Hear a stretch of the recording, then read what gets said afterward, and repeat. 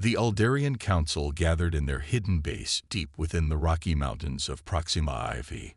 12 alien leaders sat around a round table, their faces showing worry and fear. Their last 3 planets were all that remained of what was once a peaceful federation of 30 worlds. Commander Zolvex stood up. His blue skin looked pale under the dim lights. The cracks have taken Meridian Station. We have lost our last major defense point. The room fell silent. Elder Trelvon, the oldest among them, closed all 4 of his eyes. How many ships do we have left? 23 combat-ready vessels. Maybe 15 more that could fight if needed, Zolvex said. The Krax fleet approaching our system has over 400. Around the table, council members whispered to each other. Some shook their heads. Others looked down at the floor. Then it is over, said Council Member Rilta. We should start moving our people to the underground shelters. At least some might survive as slaves. Zolvex slammed his fist on the table. No, I will not accept defeat. There must be something we haven't tried. The room fell quiet again until a small voice spoke up. It was Kel Mora, the youngest council member. What about the deep space transmitter? The one we use to study distant stars. What about it? Asked Zolvex. We could modify it. Send a message to every corner of the galaxy. Ask for help. The council members looked at each other. Some laughed softly. Who would help us? Elder Trelvon asked. In all our history, no species has ever united with another against a common enemy. The galaxy is full of beings who only care about themselves. But we don't know every species out there, Kel Mora said. There might be someone willing to help. Someone we haven't met yet. Zolvex thought for a moment. It would take almost all our remaining power cells. If we do this, our defense systems will be weaker. If we don't do this, we die anyway, Kel Mora replied. After hours of debate, the council agreed. It was a desperate plan, but they had nothing to lose. On Earth, Lieutenant Alan Carter sat at his monitoring station at the SETI Advanced Listening Post in Alaska. The room was filled with the soft hum of computers and the occasional beep of scanning equipment. Outside, snow fell on the pine trees surrounding the remote facility. Alan sipped his coffee and stared at the data flowing across his screen. It had been 30 years since humans had built technology that could send and receive faster-than-light signals, but they had yet to find anyone to talk to. The stars remained silent. Alan's shift was almost over when something caught his eye, a pattern in the data that wasn't random noise. He adjusted some settings and watched as the pattern became clearer. "Hey, Susan," he called out to his supervisor. "I think you should see this." Dr. Susan Wright walked over, her face showing mild interest. She had seen hundreds of false alarms over the years. "What have you got, Alan?" "I'm not sure, but it's definitely not natural." He pointed to the screen. "See how it repeats, but with variations that look like language." Susan's eyes widened as she studied the data. She quickly sat down at the station next to Alan and began typing commands. "Where is it coming from?" she asked. Alan checked the coordinates. Somewhere in the direction of Alpha Centauri, but much further out.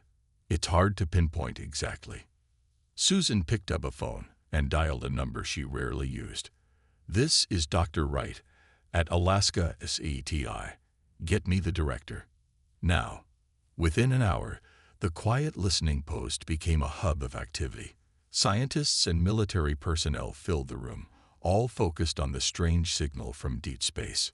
After 3 days of non-stop work, they managed to decode enough of the message to understand its meaning. It was a plea for help from a civilization on the brink of extinction, facing an enemy that had already destroyed most of their worlds. "We need to tell the president," Susan said, looking at the translated message on her screen. Alan nodded, his eyes fixed on one line of the translation.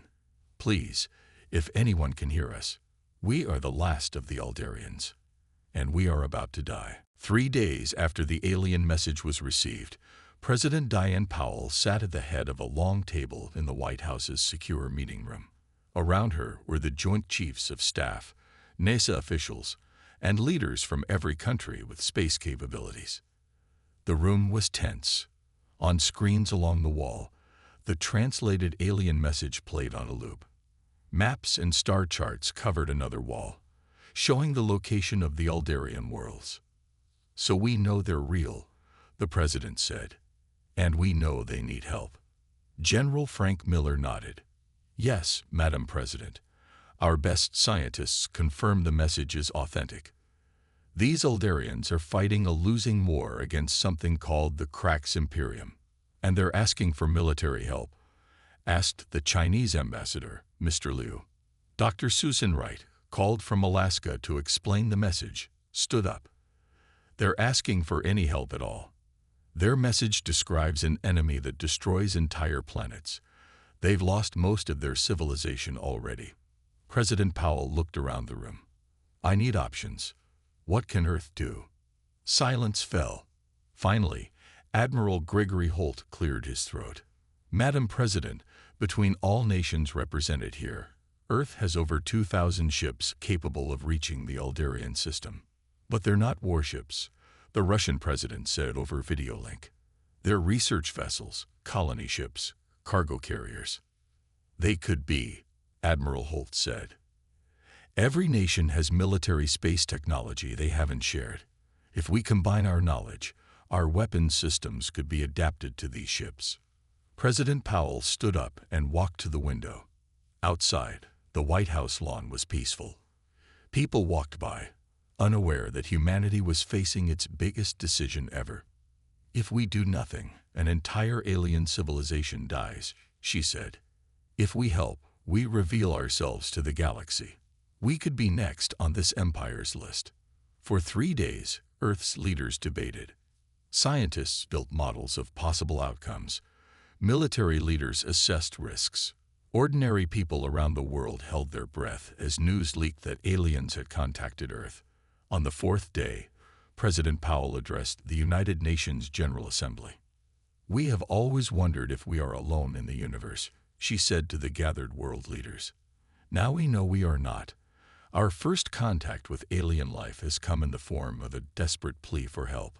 How we respond will define humanity for all time." The vote that followed was not unanimous, but it was decisive. Earth would answer the call. At NASA's Johnson Space Center in Houston, Admiral Holt stood before a room of the world's best space pilots, engineers, and military tacticians. "As of this morning, Operation Helping Hand is active," he announced. "Every space-worthy vessel is being sent to designated retrofit centers. We have 8 weeks to convert them into the biggest fighting force Earth has ever assembled." Captain Olivia Martinez raised her hand. "Sir, what do we know about the enemy's capabilities?" "Not enough," Admiral Holt admitted. "The Aldarians sent technical data about Krax weapons and ships, but it's still being analyzed. What we do know is they outnumber the Aldarians 20-1. "And how will we compare?" asked pilot Joe Garcia. Admiral Holt displayed a star map showing the planned route to Aldarian space. "Based on the Aldarian message, we'll have roughly equal numbers, but our technology is untested in actual space combat. We're flying into the unknown." In shipyards around the world, civilian vessels were fitted with hastily manufactured weapon systems. Space stations became military command centers. Training simulators ran day and night as pilots learned to fight in space.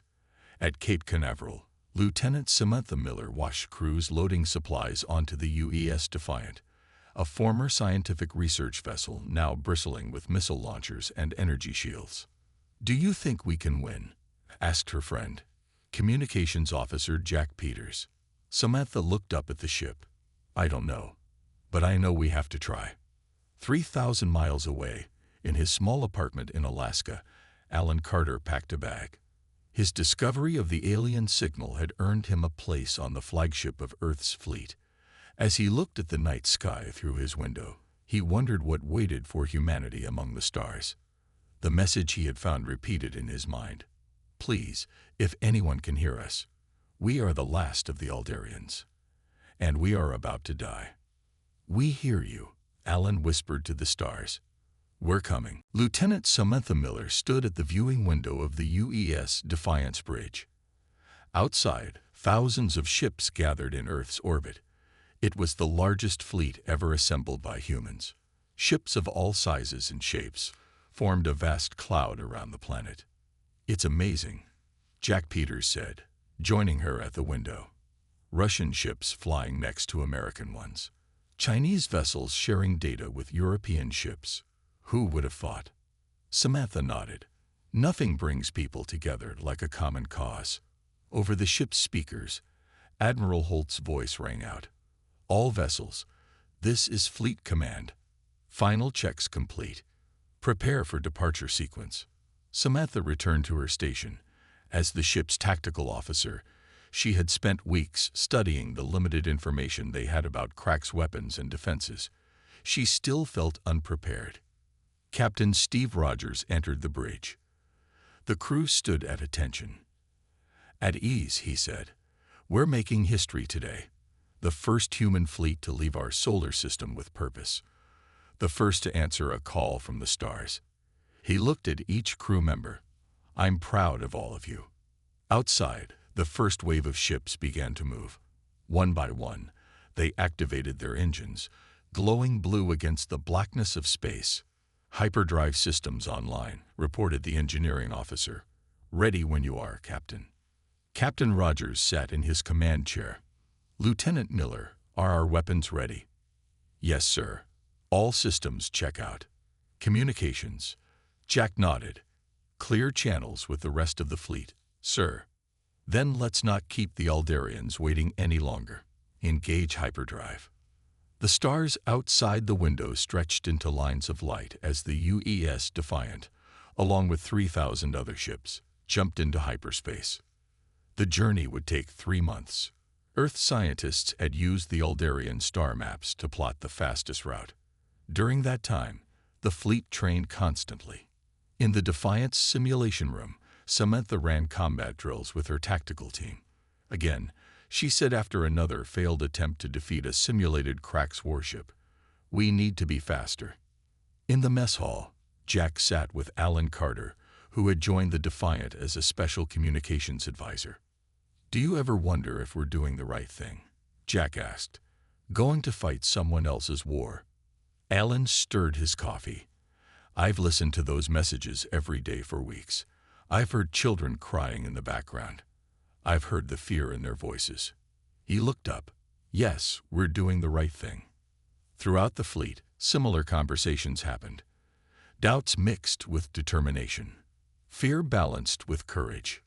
Meanwhile, on Proxima IV, Kelmora watched the sky. The Aldarian defense grid had detected a massive energy surge 3 days ago. Something was coming through hyperspace. Many council members feared it was the final Crack's attack. "How much longer?" Zolvex asked, joining her on the observation platform. "The scientists say whatever it is will arrive tomorrow," she replied. "They can't tell if it's Crack's or something else." Zolvex looked tired. The last month had been hard. Crack's scout ships had been spotted at the edge of their system. Food was running low in the underground shelters where most Aldarians now lived. "Do you think someone heard us?" Mora asked quietly. Zolvex put a hand on her shoulder. "I want to believe. But in all our history, no species has ever come to another's aid against the Cracks." In the command center below, Elder Trelvon reviewed their final defense plans.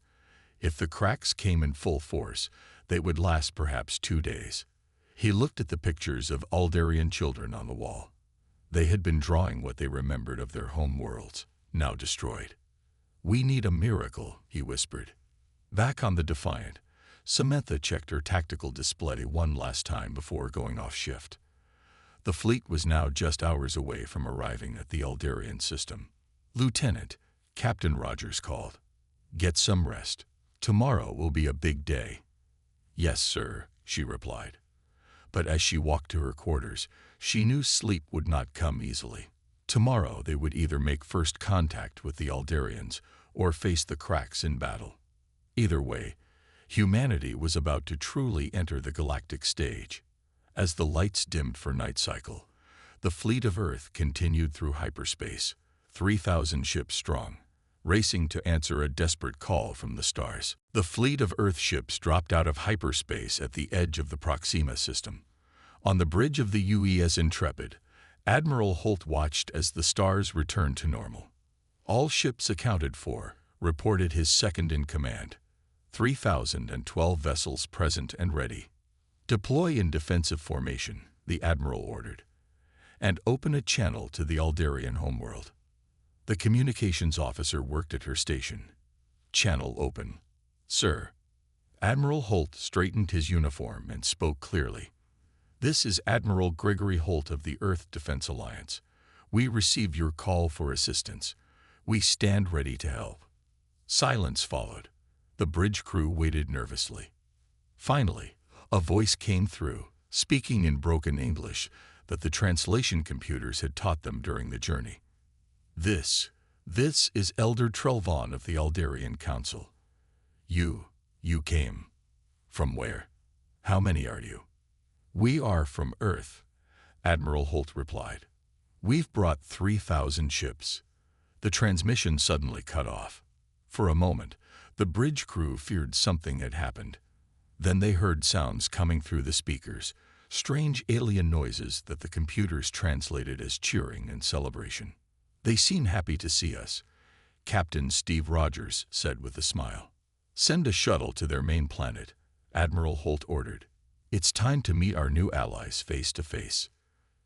Captain Ryan Bell piloted the shuttle down to the surface of Proxima IV. With him were Alan Carter, Dr. Susan Wright, and a small security team. Through the viewport, they could see a city built into the side of a mountain. Parts of it were damaged from what looked like weapon strikes. Remember, Susan said, the Aldarians evolved in a world with lower gravity than ours. They'll be taller and thinner than humans. Try not to stare. The shuttle landed on a platform where a group of aliens waited. Just as Susan had said, they were tall, nearly 7 feet, with blue skin and 4 eyes. They wore simple robes with symbols that might have been military ranks. Ryan led his team out of the shuttle. He stopped a few feet from the aliens and bowed slightly. Greetings from Earth. I'm Captain Ryan Bell. One of the aliens stepped forward. I am Elder Trelvon. We cannot believe you came. The alien's voice shook with emotion. No one has ever answered a call for help against the cracks. Most species hide when they appear. Ellen stepped forward. I'm Lieutenant Alan Carter. I was the one who first received your message. Trelvon's 4 eyes blinked in surprise. Then we owe you our lives. Alan Carter of Earth. Your people have traveled across the stars for strangers. Why?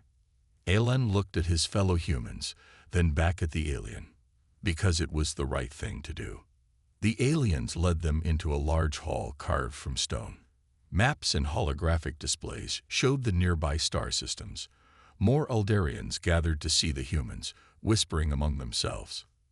The Krax fleet will arrive in 3 days, Zolvex explained, pointing to a red dot on one of the maps. 400 warships. They expect to find only our few remaining defenders. Ryan studied the map. Instead, they'll find Earth's fleet. We should combine our forces and prepare. Our ships are at your disposal, Zolvex said, but they are few and damaged from previous battles. Susan looked around the room, noticing the tired faces of the Aldarians. How many of your people are left? Just over 2 million, Trelvon said sadly. Once, we were billions across 30 worlds. Now, only Proxima IV remains. Kelmora, who had been quiet until now, asked, What is Earth like? How many worlds do you have? Just one, Ryan answered, but we're 8 billion strong. The Aldarians looked shocked. Zolvex turned to Trelvon. 8 billion. On one planet. Ryan pulled out a data pad and showed them pictures of Earth, its oceans, mountains, cities, and people of all kinds. Your world is beautiful, Kelmora said. Why would you risk it for us? Ellen smiled. Humans have a saying. No one left behind. We don't abandon those who need help, even those we've just met. As the humans and Aldarians began planning their defense, word spread through the alien city that help had arrived. For the first time in years, the Aldarians felt something they had almost forgotten: hope. On the ships orbiting above, Earth's greatest armada prepared for battle. 3 days after the humans arrived, alarm signals rang throughout the combined fleet. The cracks had entered the system. On the bridge of the UES Defiant, Samantha watched her tactical screen as 400 enemy ships appeared at the edge of their sensor range. "They're in standard attack formation," she reported to Captain Rogers. "They don't seem to have noticed our fleet yet." Captain Rogers nodded. "Good. Admiral Holt wants to surprise them. Maintain position behind the moon until the signal comes." Throughout the human fleet, similar orders were given.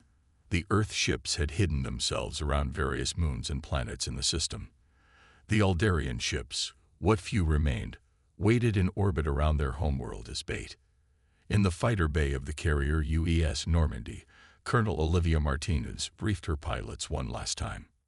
"Remember what we learned from the Aldarian data," she said to the room full of men and women in flight suits. "Crack ships are bigger than ours, but they turn slower. Use that against them. Stay in their blind spots. Hit and run." The pilots nodded, faces serious. Many had never imagined they would fight aliens in space, but they were ready. "For Earth and Aldaria," Olivia said, raising her fist. "For Earth and Aldaria," the pilots echoed. On the Crack's command ship, General Dracos watched the Aldarian planet grow larger on his view screen. He was tall and muscular, with gray skin and rows of sharp teeth. A dozen medals decorated his chest. "Pathetic," he growled. "Only 23 ships left to defend their final world." His second-in-command laughed. "The hunt is nearly over, General. Soon the Aldarians will be just another extinct race, and their planet ours to strip mine. Begin the attack," Dracos ordered. "I want this finished by day's end."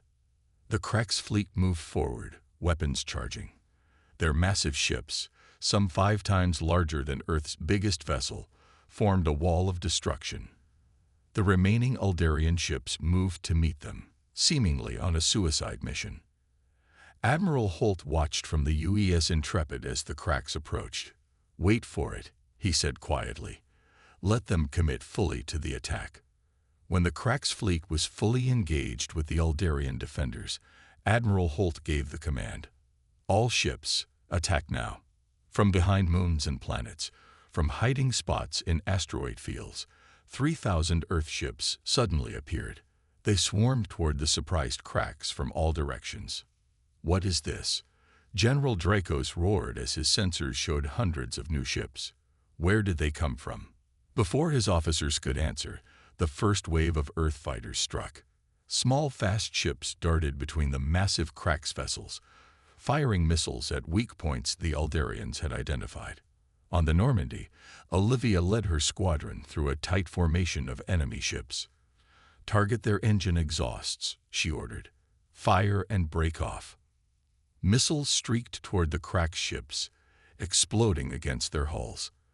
The smaller human vessels were hard for the Cracks to target with their heavy weapons. Engineer Patrick Gallagher watched from his station on the UES Challenger as the battle unfolded. It was his emergency communication system that was keeping the human fleet coordinated. "The frequency hopping is working," he reported to his captain. "The Cracks can't jam our signals." "They're used to fighting enemies who can't work together," his captain replied. "We've been practicing joint operations for centuries." The battle raged for hours. Human ships darted and weaved between the larger Cracks vessels. Aldarian ships, given new hope, fought with renewed energy. On Proxima IV, Kel Mora and the other Aldarians watched the battle through their sensors. "I never thought I would see the Cracks in retreat," she whispered. Beside her, Zalvex nodded. "The humans fight like nothing I've ever seen, not just with strength, but with cunning." By the end of the day, 98 human ships had been destroyed, but the Cracks had lost over half their fleet, and the rest were fleeing back toward their empire. In the halls of the Aldarian Council, humans and Aldarians celebrated together. The impossible had happened. For the first time in history, the Cracks had been defeated. And this was just the beginning. News of the human victory spread quickly through the galaxy. On worlds ruled by the Cracks for generations, people began to whisper. Some dared to hope. Others began to plan. 2 months after the Battle of Proxima, Admiral Holt stood before a new council. Humans and Aldarians sat together, planning the next phase of their war against the Cracks. We've received messages from 12 different worlds, Zolvex reported. All of them were once free planets before the Cracks conquered them. All want to join our fight. Admiral Holt nodded. With more allies, we can push deeper into Cracks territory. But we need to be smart about this. Our fleet took losses too. On the large screen behind them, a map showed Cracks-controlled space, nearly a quarter of the galaxy. Red dots marked major military bases. Their empire is huge, Captain Rogers said. We can't fight them everywhere at once. Elder Trelvon spoke up. But we can help others fight for themselves. My people have lived under Cracks' shadow for too long. We know their weaknesses, their habits. A rebellion, Alan Carter said, understanding the plan. Not just our fleet attacking, but helping oppressed planets to rise up. Trelvon nodded. Exactly. The Cracks rule through fear. Once that fear is broken, the Council agreed on the plan. Earth ships would spread throughout the Empire, making contact with resistance groups, providing weapons, training, and support. Commander Nicole Davis led her team through the dense jungle of Talaris Prime. The planet had been under Cracks' control for 50 years. Its people, the Talarans, were strong but had been beaten down. Stay low, she whispered to her squad of human soldiers. The meeting point should be just ahead. They found a group of Talarans waiting in a hidden cave. The aliens were stocky with tough, leathery skin and 4 arms. They looked nervous but determined. I am Grex, their leader said. You are the humans who defeated the Cracks fleet. Nicole nodded. We're here to help you do the same. For 3 weeks, Nicole and her team trained the Talaran fighters. They taught them Earth tactics, how to use the weapons they'd brought, how to communicate secretly. They don't need much help with motivation, she reported back to Admiral Holt. Just tactics and technology. Similar scenes played out on dozens of worlds. Human Special Forces teams made contact with local resistance fighters. Earth ships provided cover for rebel attacks on Cracks outposts.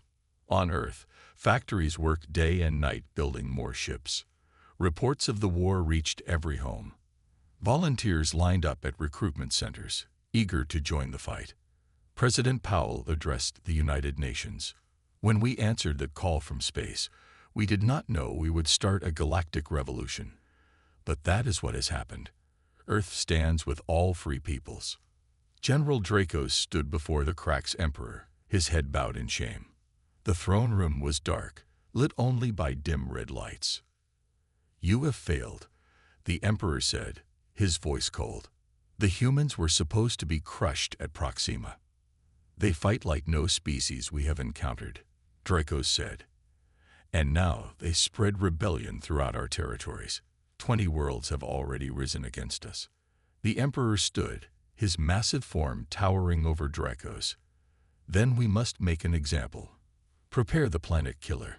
We will show these humans what happens to those who defy the Cracks. On the UES Defiant, Samantha received an urgent message from Aldarian intelligence. Captain, she called to Rogers. The Cracks are moving their planet killer weapon. It's heading toward the Talaris system. Captain Rogers immediately contacted Admiral Holt.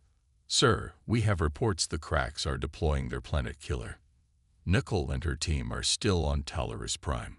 Alert all nearby ships, Admiral Holt ordered. We cannot let them use that weapon. Not again. Throughout human and allied space, the call went out. The largest battle of the war was about to begin. The Cracks were making their stand, and the freedom of the galaxy hung in the balance. As ships rushed toward Talaris Prime, Nicole and her Talaran fighters looked up at the sky. They could not know what was coming, but they prepared anyway. The revolution had begun, and there was no going back. 5 years had passed since the first battle of Proxima. The war with the cracks had changed the galaxy forever. In the Great Hall on Earth, representatives from 87 different alien species gathered. Once they had all been enemies or strangers. Now they were allies. Their ships flew together. Their soldiers fought side by side. Lieutenant Alan Carter, now Ambassador Carter, stood at the window watching the alien vessels orbit Earth. He remembered that day, years ago, when he had first caught the signal from the Aldarians. Thinking about how it all began, asked Susan Wright, now head of Earth's Alien Communications Department. Alan nodded. We never expected to become the center of a galactic alliance. We just answered a call for help. In the main chamber, President Powell addressed the gathered aliens. Today marks the 5th anniversary of the formation of the Galactic Coalition, and today we will sign a peace treaty with what remains of the Cracks Empire. The final battle had come 3 years earlier at Talaris Prime. The Cracks had brought their planet Killer, a weapon that could destroy an entire world. But they had not expected to face not just human ships, but vessels from 24 newly freed worlds. Nicole Davis and her Talaran fighters had disabled the planet Killer's main control systems from the ground. Admiral Holt's fleet had engaged the Cracks Armada in space, and Samantha Miller, now Captain Miller of the UES Defiant, had led the final attack that destroyed the weapon. After that defeat, the Cracks Empire had begun to fall apart. Without fear to hold their conquered worlds, system after system declared independence. The Emperor was overthrown by his own people. A new government asked for peace. Now, in Earth's Great Hall, the new Cracks ambassador walked forward. Unlike General Dracos with his warlike stance, this Cracks was smaller, wearing simple clothes without medals. On behalf of the reformed Cracks Collective, I sign this treaty, the ambassador said. We renounce our claims to all conquered worlds. We will pay reparations. We will never again build planet killers or wage wars of conquest. As the treaty was signed, cheers erupted from the gathered delegates. 5 years of war had ended. The galaxy could begin to heal. Later, at the celebration, Elder Trelvan approached Alan. The old Aldarian looked much happier than when they had first met. Your people have changed everything, Trelvan said. Before you came, each species stood alone. The strong conquered the weak. Now we stand together. Ellen smiled. That's just what humans do. We help. On the other side of the room, Kel Morris spoke with Samantha. My people are beginning to rebuild on our old worlds, she said. Some even talk of naming a planet after Earth. You don't need to do that, Samantha said. But we want to. You gave us hope when we had none. President Powell raised her glass for a toast. The room fell silent. Throughout history, humanity fought itself, she said. We turned our creativity toward destruction. We let our differences divide us. But when we heard a cry for help from the stars, we found unity. We found purpose in defending others. And in doing so, we found our place in the galaxy. The gathered aliens raised their glasses, human and alien, former enemies and new friends. They drank together. Outside the hall, in a small garden, a simple plaque had been placed. It bore the message that had started it all, the one sent by the Aldarians in their darkest hour. And beneath it, the human reply. Please, if anyone can hear us, we are the last of the Aldarians, and we are about to die. We hear you. We're coming. Overhead, ships from 100 worlds flew in peaceful formation, a symbol of the new galactic order. An order born because, when called, Earth had answered. They had believed no one would answer, until Earth's greatest armada arrived.